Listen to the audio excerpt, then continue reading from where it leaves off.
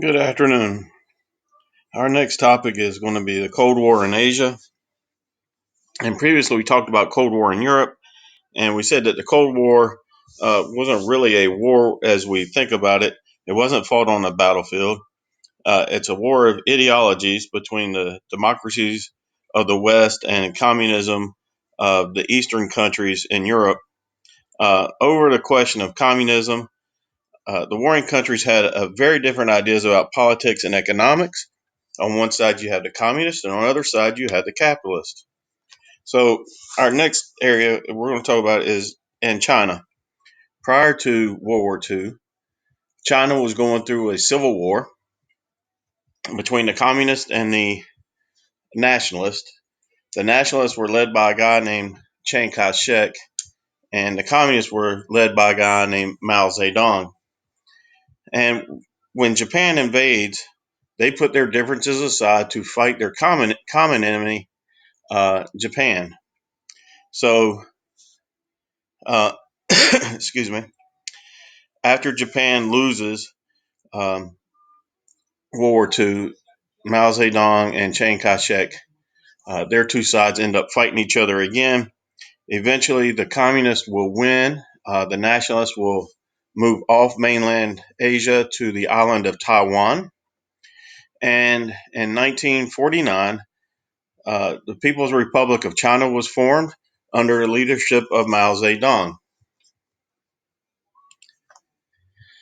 All right, so in 1958, Mao began a new program called Great Leap Forward. And what this is he combines a whole bunch of little farms into big farms called communes, and they had more than 30,000 people living and working together. Now, Mao promised that there would be equal rights distribution, equal food distribution between the people. Um, Communes had communal childcare, so women could go work in the fields alongside their husbands. Mao hoped that life in these communes would allow China to have a classless society, but it really doesn't work that way. And his great leap forward was really a great leap to a disaster. It causes one of the world's largest and worst famines.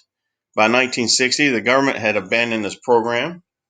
So in the 1970s, a new leader emerges in the Communist Party of China, a guy named Deng Xiaoping.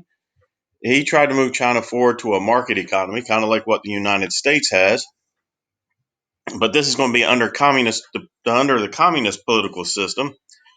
All right, so it uses a set of reforms called the four modernizations, and these four modernizations are science and technology, STEM, agriculture, industry, national defense, and they're all intended to make China a major economic power. Now, China's economy does improve in the 1980s when the country finally opened its doors to outside investment from countries like the United States. U.S. companies would go and open factories in China um, because it was cheaper to make things in China than it was like in the United States. So when Chinese people went abroad, they went to other countries, either as exchange students or to visit. They learned about uh, Western countries and the freedoms and that we have. And when they went back home, they began to criticize the Communist Party and called for democracy. A lot of times they were put in prison as punishment for speaking up. In May of 1989, a bunch of Chinese students started protesting, and they demanded an end to corruption, and they wanted all the communist officials to resign. In June, they started protesting in a place called Tiananmen Square, which is in Beijing. Deng Xiaoping had sent uh, word to them to disperse a few times. When they didn't, he sent in troops and he sent in tanks. And between 500 and 2,000 people were killed in Tiananmen Square. And so, even though China is experiencing political conflict, uh, as we have seen uh, in our world today, they've developed into one of the strongest economic powers in the world. All right, so one place that we actually do end up fighting is in Korea. So prior to World War II, Korea was a Japanese colony. And after World War II, the United States proposed that they divide Korea at the 38th parallel, with the communists administering the government in the north, and the United States and administering the government in the south. But North Korea wants to unite all of Korea under the communist flag.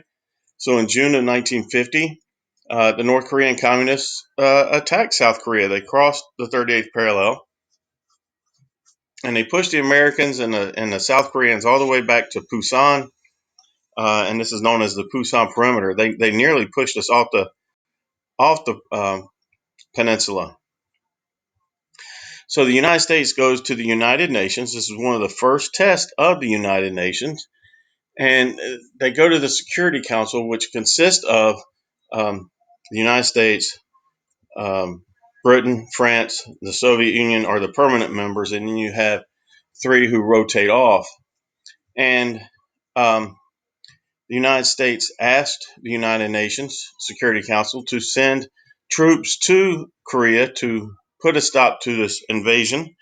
And the Soviet Union was boycotting this meeting because their feelings had been hurt, or I forget the real reason why they were not there, but they weren't there. And so when the Security Council got this request, they approved it, and the United Nations sent troops. All right, so they were under the leadership of the American General Douglas MacArthur. So MacArthur does an end around, and he reinvades Korea at the port city of Incheon on the western coast. And they start pushing the Koreans back, the North Koreans back, across the 38th parallel. And we push them all the way back to the Yalu River, which is the border between Korea and China. Now, China had said if we crossed the 38th parallel, they would get involved. And so when we reach the Yalu River, the Chinese send troops across the river, and they get involved, and they push the Americans and the UN back to the 38th parallel, where they sat and they fought for a couple of years. And we were at a stalemate. Eventually, the two sides will agree to an armistice, and an armistice is just a ceasefire. It's not a peace treaty. It doesn't officially end a war. It's just, you stop shooting at us, we'll stop shooting at you. So in July 1953, they signed an armistice. All right. So the next area we're actually end up fighting in is Vietnam. So the area of Vietnam, which at the time included North Viet, or this area here, Cambodia, Laos, was called French Indochina prior to World War II. Japan invades and takes over during World War II. And then after Japan is defeated, the French try to re-administer their colony, and the Vietnamese had an independence movement that got started by a guy named and led by a man named Ho Chi Minh, and they fight the French, and they finally beat the French at a place called Dien Bien Phu. At this point in time, Vietnam is divided, like Korea was, into communist North, non-communist South, and they agreed that they will have elections to figure out who's going to lead the country, and it will all become one country again. However, they don't allow these elections, so Vietnam stays divided at the 17th parallel. All right, so the United States gets involved because we are afraid that if South Vietnam falls to communism, then Cambodia is going to fall to communism, Laos is going to fall to communism, and Thailand. This is called the domino theory. So the domino theory states that if communists win one, each Asian country is going to fall to communism, much like dominoes. So if you saw the movie Robots when they went to Big Weld's house and they knocked over the domino, how it just kept spiraling and one fell right after the other. All right, so the Vietnam War lasts for years. It kills thousands of Americans and Vietnamese. The United States launches a bombing campaign against North Vietnam called Operation Rolling Thunder. We also use chemical warfare where we try to just defoliate or get rid of the jungle through a herbicide called Agent Orange. Um, in spite of all our military power and superior equipment and all our troops there, we're fighting a war unlike any war we fought before. It's really a guerrilla warfare. Um, whereas in World War II, we fought over and we measured who's winning by who controlled the most amount of land.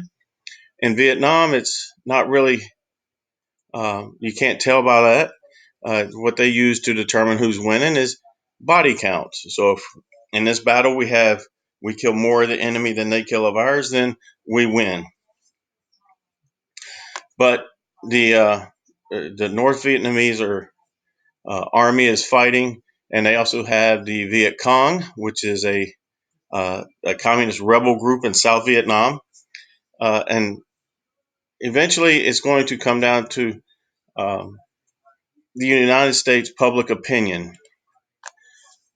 So in 1968, the communists launched a thing called the Tet Offensive,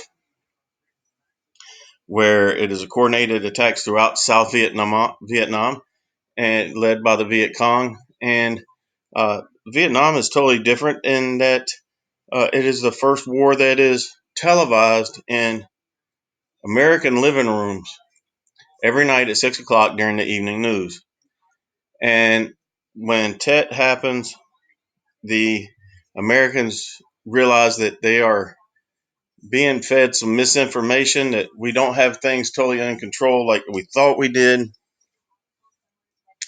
So you had these anti-war movements that pop up, and they're protesting. They want the American troops pulled out of Vietnam, especially after the My Lai massacre. And then we invade Cambodia to stop the um, supply line called the Ho Chi Minh Trail that was funneling supplies to the Viet Cong in South Vietnam. So, with the anti war movements in the United States and the political pressures, the United States, under Richard Nixon, um, signed the Paris Peace Accords, and we withdraw from Vietnam. The fighting still continues between North and South Vietnam. And eventually, the North Vietnamese will capture the capital of South Vietnam, Saigon. They'll rename it Ho Chi Minh City. And in 1976, they unite Vietnam under communist rule. All right, so the next area, Cambodia, which is right next door. They got their independence from France in 1953, but they struggled after getting their independence. In 1975, a communist group called the Khmer Rouge gained control of the country. They're led by a man named Pol Pot. Now, they renamed Cambodia Kampuchea, and they began this really crazy radical program to rebuild Cambodian society, in that they wanted just a country of simple peasants. So, in order to achieve this goal, all influences of modern civilization had to be destroyed. Anybody who didn't agree with Pol Pot had to be killed, destroyed. Anyone who had an education had to be killed. That includes doctors, lawyers, teachers, uh, just anybody with an education. 1.5 million people died. They made a movie about this called The Killing Fields.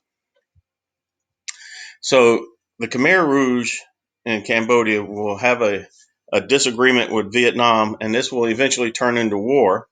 So in 1979, Vietnam invades Cambodia. They force Pol Pot from power. Pol Pot doesn't leave, but he leads the Khmer Rouge uh, military into a civil war with the government in Cambodia, and this will last through the 1980s. And they are now rebuilding. Um, and that's really the main areas of conflict in East Asia during during the Cold War. Now, next topic that we will talk about will be decolonization in India, which is also in Asia, and this will be done uh, by Miss Engelbert. Thank you, and have a good day.